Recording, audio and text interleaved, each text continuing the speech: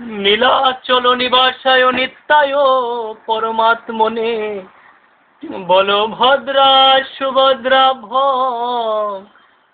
জগন্নাথায় তে নমঃ। শ্রীমদ্ ভাগবত প্রথম স্কন্দ একাদশ অধ্যায় ভগবান শ্রীকৃষ্ণের দ্বারকায় প্রবেশ।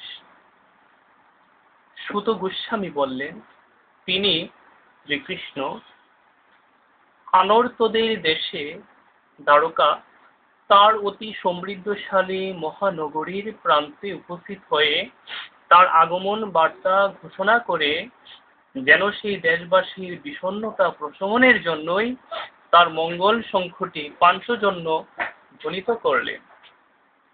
শুভ স্মিতধর শঙ্খটি পরমেশ্বর ভগবানের করকমলে বিধৃত হয়ে তার দ্বারা ধ্বনিত হলে তার অপ্রাকৃত অধুরুষ্টের স্পর্শে সেটি রক্তিমাভ হয়ে উঠেছিল।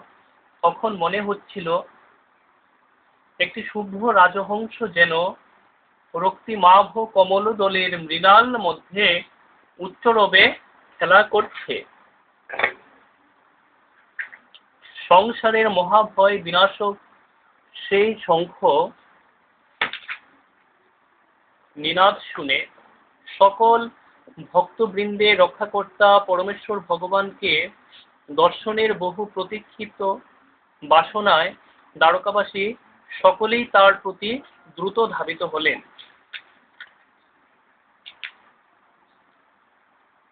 নগরবাসীরা তাদের উপহার সামগ্রী নিয়ে পরমেশ্বর ভগবানের সমক্ষে উপস্থিত হলেন এবং যিনি পূর্ণ পরিতৃপ্ত ও স্বয়ংসম্পূর্ণ, তিনি তার আপন শক্তির দ্বারা সকলকে নিরন্তর সবকিছু দিয়ে থাকেন, তাকে সেই অর্ঘ্যগুলি নিবেদন করলেন।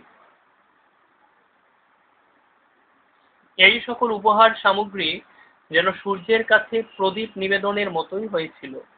তবুও সন্তানেরা যেভাবে তাদের পিতামাতা, বন্ধু-বান্ধব এবং অভিভাবককে সমাদর করে থাকে, সেইভাবেই নগরবাসীরা পরমেশ্বর ভগবানকে অভ্যর্থনা জানাবার মানসে দিব্য আনন্দে উচ্ছ্বসিত স্বরে কথা বলতে লাগলেন। প্রজারা বললেন, হে প্রভু, আপনি ব্রহ্মা, চতুষ্ষণ এবং ইন্দ্রাদি দেবতাদেরও পূজিত। যারা জীবনের পরম কল্যাণ লাভ করতে চায়, আপনি তাদের পরম গতি। আপনি জরাতীত পরমেশ্বর ভগবান এবং অপ্রতিহত কালও আপনার উপর তার প্রভাব বিস্তার করতে পারে না।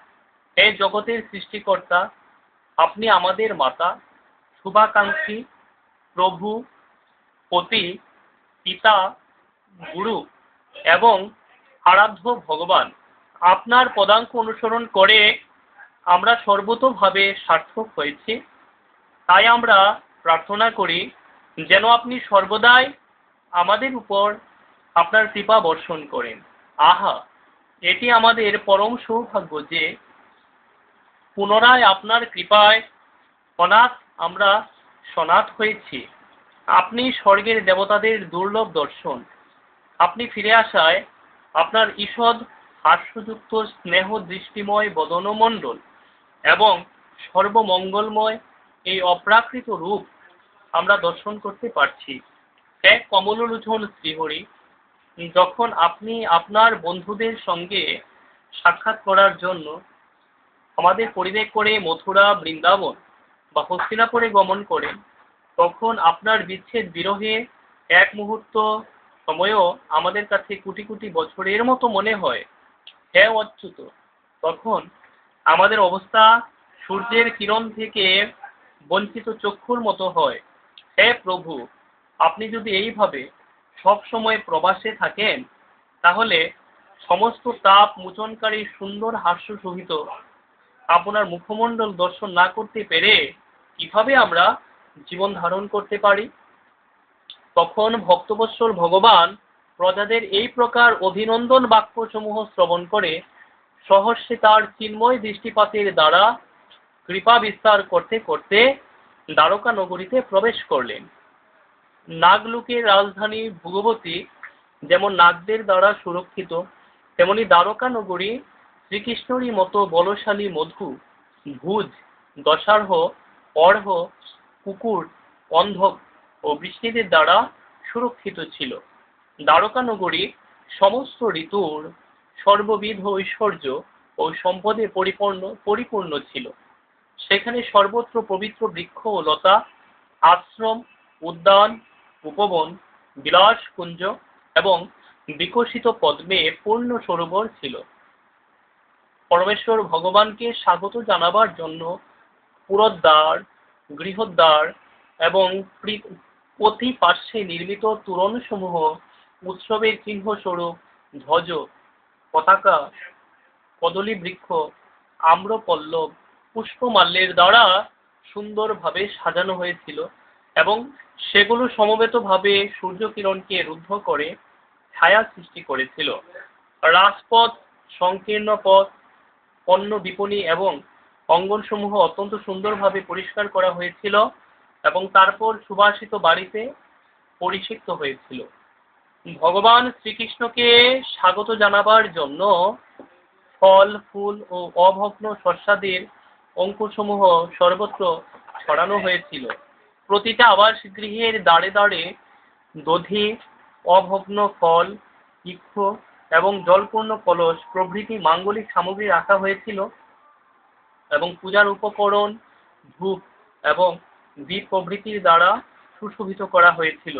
প্রিয়তম শ্রীকৃষ্ণ দ্বারকা ধামে আসছেন শুনে মহাত্মা বসুদেব, অক্রূর, উগ্রসেন, অদ্ভুত বলশালী বলদেব, প্রদ্যুম্ন, চারু, দেষ্ণ ও জাম্বুবতী নন্দন, শাম্ব সকলে আনন্দের আতিশয্যে উচ্ছ্বসিত হয়ে শয়ন, আসন, ভোজন পরিত্যাগ করেছিলেন। পুষ্পাদি মাঙ্গলিক দ্রব্যসহ ব্রাহ্মণদের সঙ্গে নিয়ে তারা রথে চড়ে দ্রুত বেগে শ্রীকৃষ্ণের সঙ্গে মিলিত হওয়ার জন্য গমন করলেন। তাদের অগ্রে ছিল সৌভাগ্যের প্রতীক স্বরূপ রাজহস্তি। তখন শঙ্খ এবং তুর্য ধ্বনিত হচ্ছিল এবং বৈদিক মন্ত্র উচ্চারিত হচ্ছিল। এইভাবে তারা তাদের প্রণয়পূর্ণ শ্রদ্ধা নিবেদন করেছিলেন।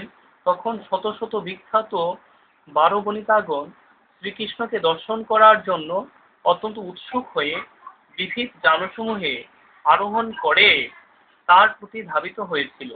তাদের সুন্দর মুখমণ্ডলে দুদুল্যমান বর্ণ উজ্জ্বল কুণ্ডল শোভা পাচ্ছিল, যার ফলে তাদের কপুল দেশে সৌন্দর্য বৃদ্ধি পেয়েছিল। সুদক্ষ অভিনেতাগণ, শিল্পীবৃন্দ, নর্তকগণ, গায়কগণ, পৌরাণিকগণ, ভাটগণ এবং স্তবকগণ সকলে শ্রীকৃষ্ণের অলৌকিক লীলা চরিকথা সমূহের দ্বারা অনুপ্রাণিত হয়ে তাকে যে যার মতো অভ্যর্থনা করতে লাগলেন।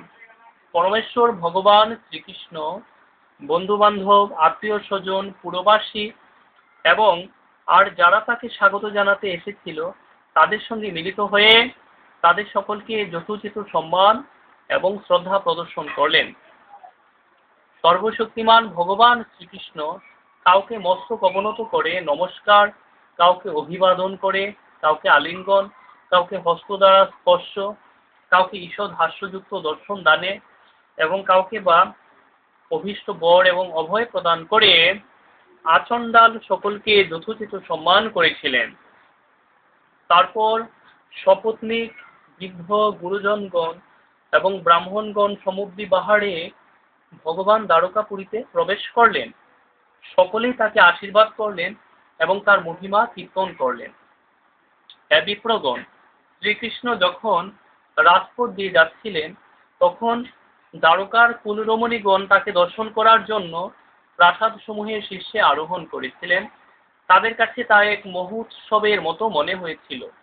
দ্বারকাবাসীরা সর্বদা সমস্ত সৌন্দর্যের আধার স্বরূপ অচ্যুত ভগবান শ্রীকৃষ্ণকে দর্শন করেও তৃপ্তি লাভ করতেন না। শ্রীকৃষ্ণের বক্ষস্থল লক্ষ্মী দেবীর বিলাস স্থান, তার মুখচন্দ্র সৌন্দর্যরূপ অমৃত পানের আকাঙ্ক্ষীদের পান পাত্র স্বরূপ, তার বহু লোকপালদের আশ্রয় এবং তার শ্রীপাদ পদ্ম তার মহিমা কীর্তনকারী শুদ্ধ ভক্তদের ধাম। শ্রীকৃষ্ণ যখন দ্বারকা রাজপথ দিয়ে যাচ্ছিলেন তখন তার মাথার উপর শ্বেত ছত্র শোভা পাচ্ছিল।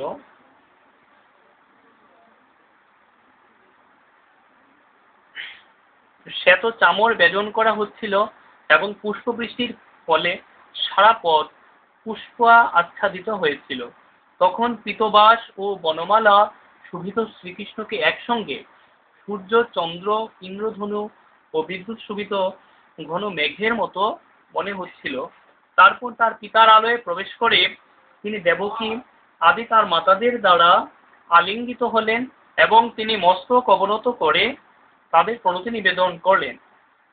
তাদের পুত্রকে আলিঙ্গন করে মাতারা তাকে তাদের কোলে বসালেন। তখন স্নেহবশত তাদের স্তন থেকে দুগ্ধ ক্ষরিত হতে লাগলো এবং আনন্দ অশ্রুর দ্বারা তারা তখন শ্রীকৃষ্ণকে অভিষিক্ত করেছিলেন। তারপর যেখানে তার 16,000-এরও অধিক পত্নী বাস করতেন, সেই সর্ব অভীষ্টপ্রদ সর্বোৎকৃষ্ট তার প্রাসাদসমূহে ভগবান প্রবেশ করলেন। দীর্ঘ প্রবাসের পর পতিকে গৃহে প্রত্যাবর্তন করতে দেখে শ্রীকৃষ্ণের পত্নীদের হৃদয় পরমানন্দে পূর্ণ হলো, তাদের চক্ষু ও বদন লজ্জাবনত হলো এবং তারা তাদের আসন এবং চিন্তামগ্ন অবস্থা থেকে তৎক্ষণাৎ উত্থিত হলেন। তাদের দুরন্ত ভাব ছিল এতই প্রবল যে লজ্জাশীলা মহিষীরা প্রথমে ভগবানকে তাদের অন্তরের অন্তঃস্থলে আলিঙ্গন করলেন, তারপর তারা তাকে চোখ দিয়ে আলিঙ্গন করলেন, তারপর তাকে আলিঙ্গন করার জন্য তারা তাদের পুত্রদের পাঠালেন এবং তা ছিল নিজেরই আলিঙ্গন করার মতো। কিন্তু হে ভৃগু শ্রেষ্ঠ, যদিও তারা তাদের অনুভূতিকে চেপে রাখার চেষ্টা করেছিলেন, তা সত্ত্বেও অনিচ্ছাকৃতভাবে তারা অশ্রু বর্ষণ করেছিলেন। শ্রীকৃষ্ণ যদিও সর্বদা একান্তভাবে তাদের পাশে অবস্থান করতেন, তবুও তার শ্রীপাদ পদ্মযুগল প্রতিক্ষণ তাদের কাছে নবায়মান বলে মনে হতো। শ্রী লক্ষ্মী দেবী যদিও চঞ্চল স্বভাবা, কিন্তু তিনি ভগবানের পাদপদ্ম কখনো পরিত্যাগ করতে পারেন না। অতএব কোন নারী একবার সেই পাদযুগলের আশ্রয় গ্রহণ করে তার সেবা থেকে বিরত হতে পারে? বায়ু যেমন বাসে বাসে পরস্পর সংঘর্ষণের দ্বারা অগ্নি উৎপন্ন করে বাস বনকে দগ্ধ করে, ঠিক তেমনি পৃথিবীর ভারস্বরূপ অশ্ব, গজ, রথ পদাতিক সমন্বিত বহু অক্ষৌহিণী সেনাযুক্ত দাম্ভিক রাজাদের পরস্পরের মধ্যে শত্রুতা উৎপাদন পূর্বক ভগবান শ্রীকৃষ্ণ স্বয়ং তাদের বধ করেছিলেন। সেই পরমেশ্বর ভগবান শ্রীকৃষ্ণ অহৈতুকী কৃপার প্রভাবে তার অন্তরঙ্গা শক্তিকে আশ্রয় করে এই পৃথিবীতে অবতীর্ণ হয়ে প্রাকৃত লোকের মতো সর্বশ্রেষ্ঠ রমণীদের মধ্যে অবস্থান করে আনন্দ উপভোগ করেছিলেন। যদিও পরমা সুন্দরী মহিষীদের গূঢ় ভক্তি সূচক নির্মল মনোহর হাস্য এবং সলজ্জ দৃষ্টিপাত স্বয়ং কন্দর্প পরাভূত হয়ে হতাশায় তার পুষ্পধনু পরিত্যাগ করেন এবং মহাধৈর্যশালী সাক্ষাৎ মহাদেবও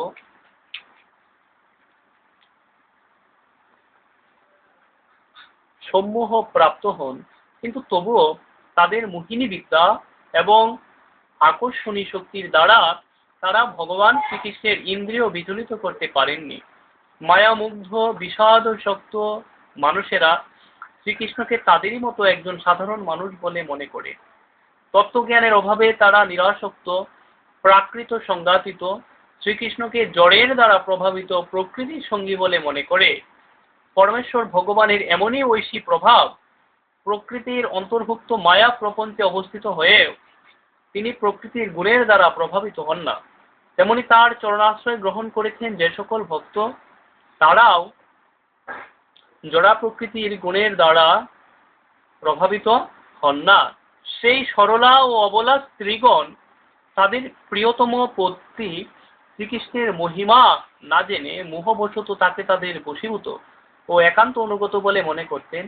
নাস্তিকেরা যেমন ভগবানের পরমেশ্বরত্ব উপলব্ধি করতে পারে না, তেমনি তারা তাদের পতির মহিমা রাজির পরিসীমা সম্বন্ধে অবগত ছিলেন না।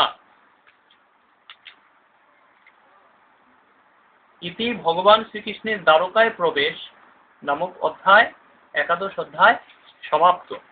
হরে কৃষ্ণ।